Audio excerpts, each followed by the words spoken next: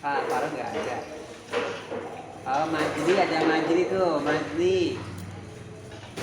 Majdi baca surat Al-Falaq, coba Al-Falaq Majdi udah hafal belum?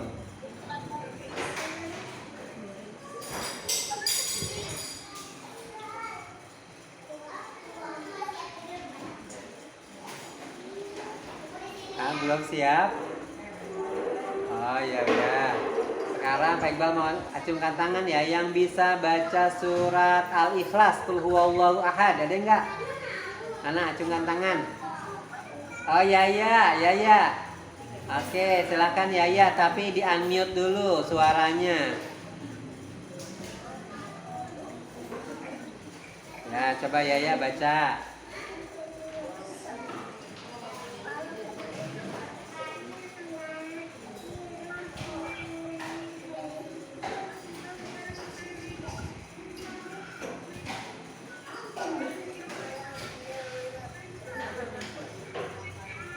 Iya, bagus.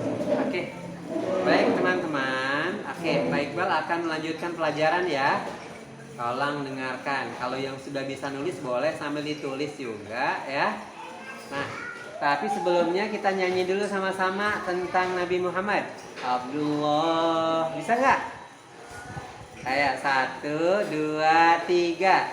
Abdullah nama ayahnya, Aminah ibundanya, Abdul Muthalib kakeknya, Abu Thalib pamannya, Khadijah istri setia, Fatimah putri tercinta, semua bernasab mulia, dari Quraisy ternama. Inilah kisah sang Rasul yang penuh suka duka. Inilah kisah sang Rasul yang penuh suka duka. Oh, penuh suka duka. Oke, pintar semua ya, hebat, alhamdulillah ya. Memang kalau kita bercerita tentang Nabi Muhammad itu nggak ada habis-habisnya dan banyak hal yang kita bisa ambil pelajaran ya. Baik, teman-teman, dengarkan ya, hari ini Pak Iqbal ingin menjelaskan tentang kejadian-kejadian yang terjadi pada bulan Muharram. Ya, bulan yang kita sekarang sedang jalan ini, kita baru tahun baru Islam 1442.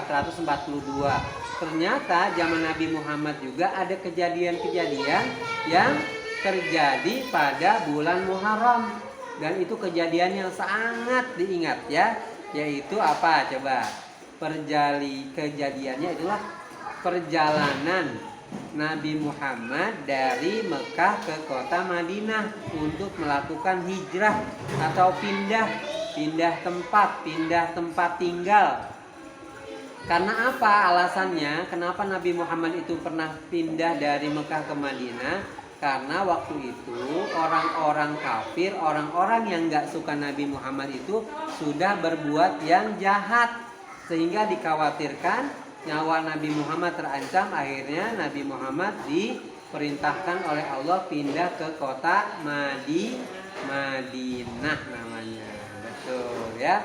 Nah, jadi arti hijrah itu adanya pindah ke kota Madinah.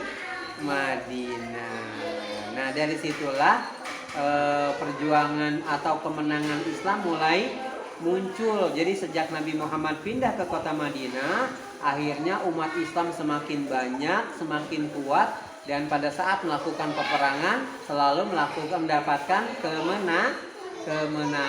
Jadi kalau misalnya Nabi Muhammad belum hijrah, maka orang-orangnya banyak yang dibunuh-bunuhin gitu ya. Oke, itu zamannya Nabi Muhammad Shallallahu Alaihi wasallam. Jadi kita disunahkan juga untuk hijrah. Baik. Nah, teman-teman, ternyata sebelum Nabi Muhammad dilahirkan ada nabi-nabi sebelumnya juga yang punya kejadian pada bulan Muharram. Nah, siapa yang tahu nabi pertama? Nabi pertama nabi apa ya? Nah, Nabi Adam, betul. Nabi Adam dulu tinggalnya di mana ya? Di surga, betul. Nabi Adam tinggal di surga. Kemudian Allah berpesan kepada Nabi Adam dan istrinya. Siapa nama istrinya Nabi Adam? Ada yang tahu nggak? Betul, Siti Hawa. Allah bilang gini, hai Adam, hai Hawa, kamu boleh menikmati makanan-makanan yang ada di surga, tapi kamu tidak boleh makan buah ini, ya. Nah, akhirnya setan menggoda. Hei Adam, mendingan kamu makan aja. Allah bilang melarang supaya kamu gak abadi di surga. Alasan setan seperti itu. Kamu kan enak kalau selama-lamanya tinggal di surga. Akhirnya Nabi Adam pun tergoda, akhirnya makan buah khuldi. Kemudian karena Nabi Adam melanggar aturan yang sudah ditetapkan oleh Allah, akhirnya Nabi Adam diusir dari surga ke dunia. Nah, akhirnya Nabi Adam menyesal, sedih, menyesal. Ya Allah, aku mohon ampun kepadamu atas kesalahan yang telah aku lakukan. Nah, kemudian karena Nabi Adam meminta ampunan secara terus-menerus, akhirnya Allah berikan ampunan, dan ampunannya itu terjadi pada bulan Muharram. Ya, pada bulan apa? Muharram. Oke, baik. Siapa yang tahu nabi selanjutnya? Nabi selanjutnya itu nabi yang buat perahu. Nabi apa?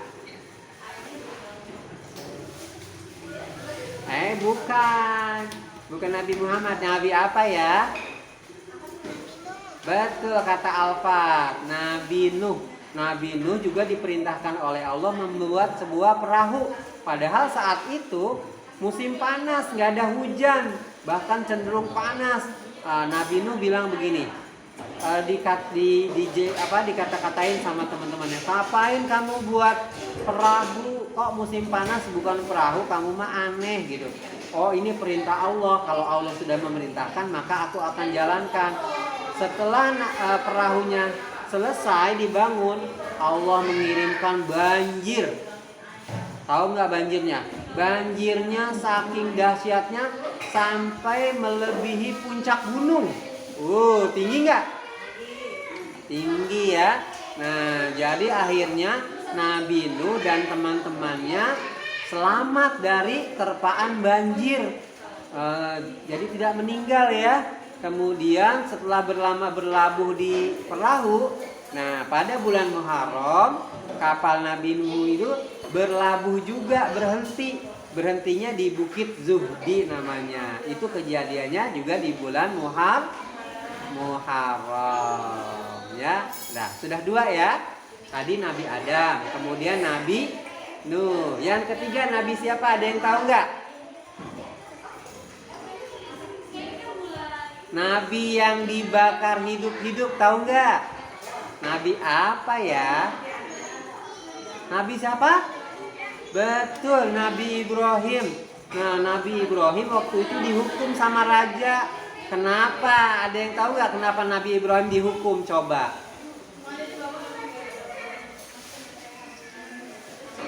Nggak tahu? Nabi?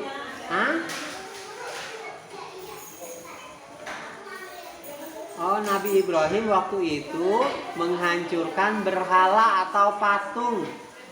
Nah, patung-patungnya itu yang disembah oleh orang-orang teman-teman Nabi Ibrahim dihancurkan. Kemudian akhirnya Nabi Ibrahim ketahuan dan dihukum.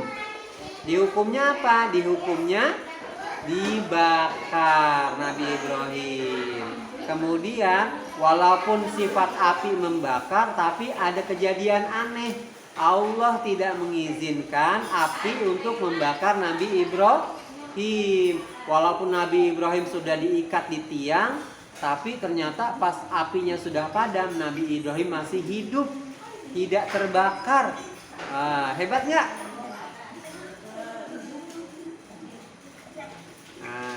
Siapa yang suka main api? Tidak ada. Kalau teman-teman sedang bermain api, harus didampingi oleh ayah atau bundanya ya, atau mama papahnya, karena berbahaya kan?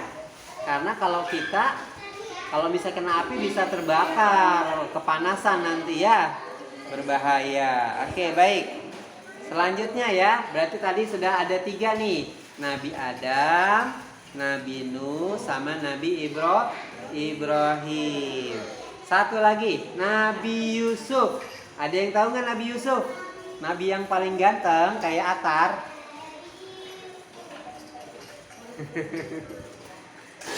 Ayah, kenapa coba Nabi Yusuf?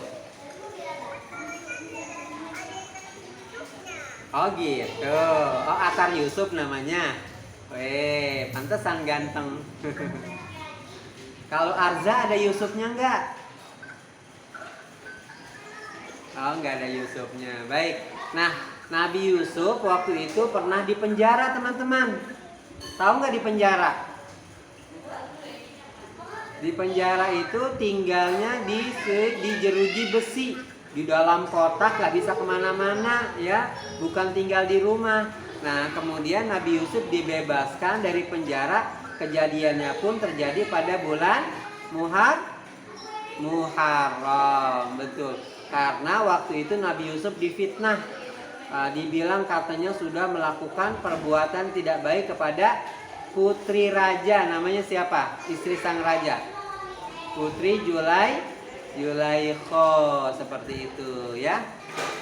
Kemudian, oke, sekarang Pak Iqbal mau tanya sama Askia. Askia tahu nggak ikan yang paling besar yang ada di laut? Namanya ikan apa? Ikan paus, bener. Kalau ikan paus makanannya apa ya?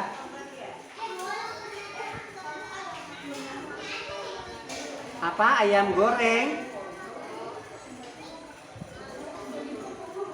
Ikan paus makanannya ayam goreng, itu mah ya, ayam goreng mah ya. Sama Alvaro ya. Makanan ikan paus apa coba? Ada yang tahu nggak? Kok ikan makan ikan? Apa? Namanya apa? Ya, ikan paus besar atau kecil? Kecil. Ikan paus besar ya, tapi anehnya makanannya kecil. Namanya plankton, betul. Ada di film SpongeBob ya. Siapa yang suka lihat film SpongeBob?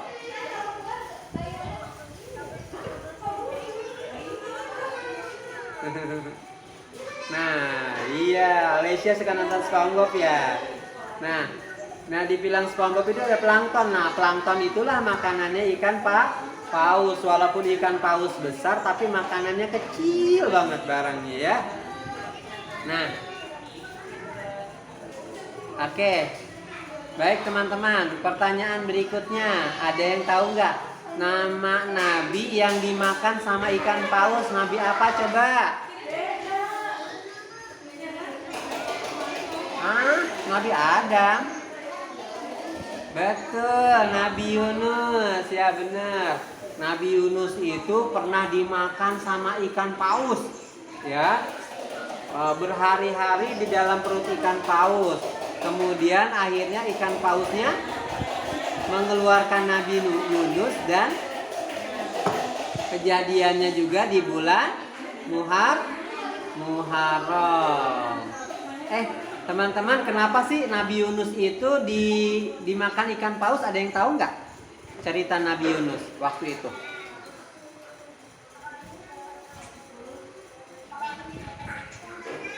Mahisa tahu nggak cerita Nabi Yunus?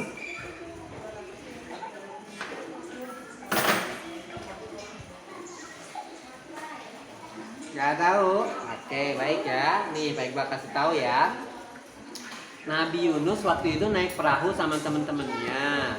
Kemudian perahunya oleng. Nah, berdasarkan wah ini kalau oleng ini berarti harus ada satu orang yang dikorbankan, diceburkan ke dalam laut.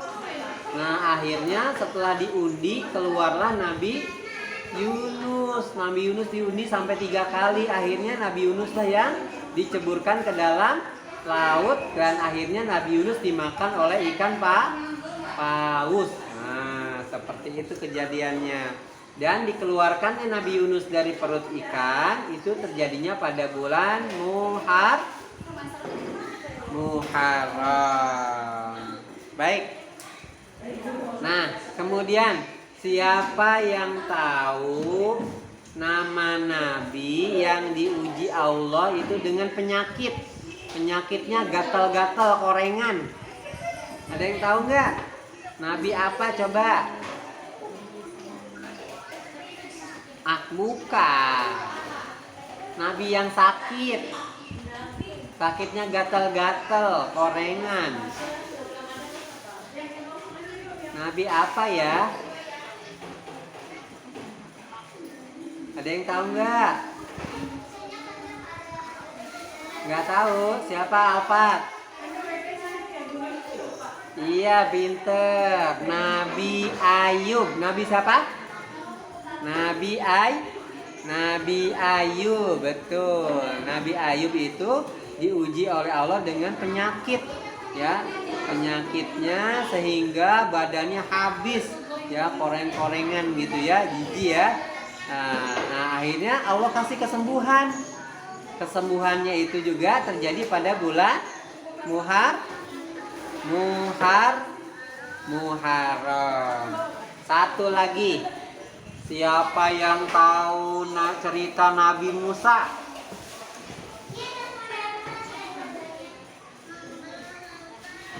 Betul. Siapakah nama musuhnya Nabi Musa?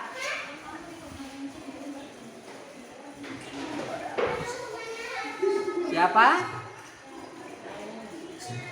Fir'aun, betul. Nah, waktu itu Nabi Musa pasukannya sedikit, sedangkan Fir'aun pasukannya banyak. Dikejar-kejar sampai lautan, kemudian akhirnya bingung Nabi Musa. Allah bilang begini, "Hei Musa, lemparkan tongkat yang kamu bawa ke lautan." Setelah dilemparkan, akhirnya lautnya terbelah menjadi dua. Akhirnya kemudian Nabi Musa sama teman-temannya nyebrang lautan. Setelah sampai tepi, kemudian lautnya bersatu kembali dan pasukan Fir'aun yang ada mengejar Nabi Musa akhirnya tenggelam semuanya ke dalam laut. Seperti itu ya.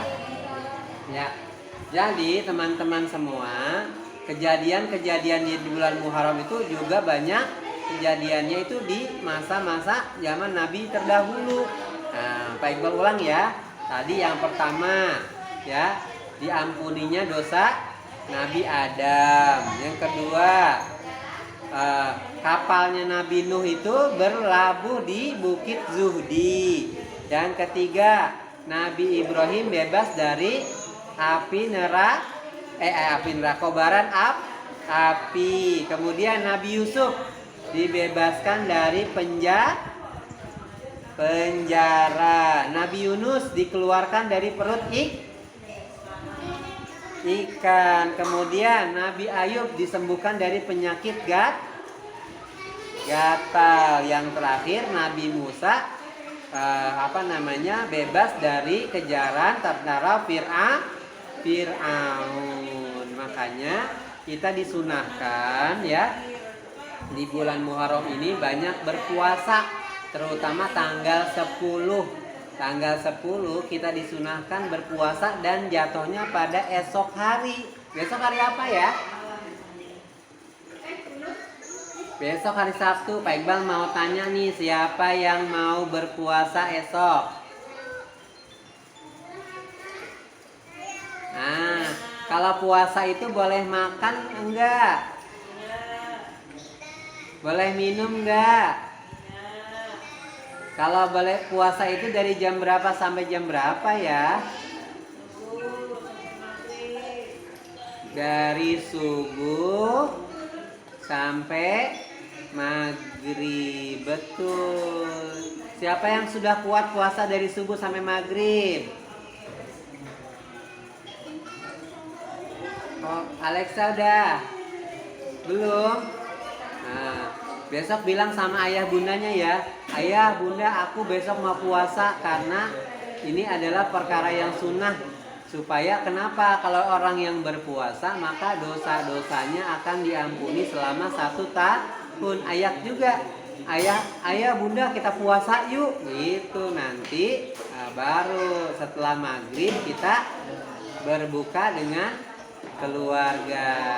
Siapa yang mau puasa besok? Coba acungkan tangan. Oh, Alfat mau puasa, hebat. Siapa lagi yang mau puasa besok? Oh iya mau puasa juga, hebat. Atar mau puasa juga. Rere juga mau puasa. Alexa mau juga. Maisa mau puasa enggak? Oh, Arza mau puasa juga. Aisyah mau puasa. Oh, Askia juga mau. Hebat ya, pada mau semua ya. Al mau puasa juga, Al. Oh, Al mau puasa juga sama Mikail. Majdi mau puasa enggak, Majdi?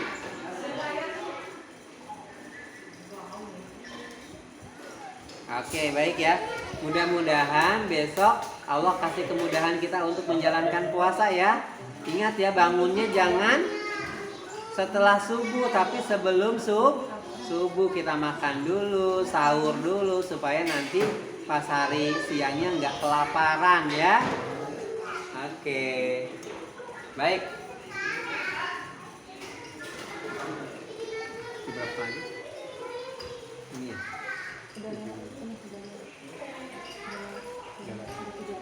Oke, baik teman-teman, pelajarannya Pak Iqbal sudahi dulu ya.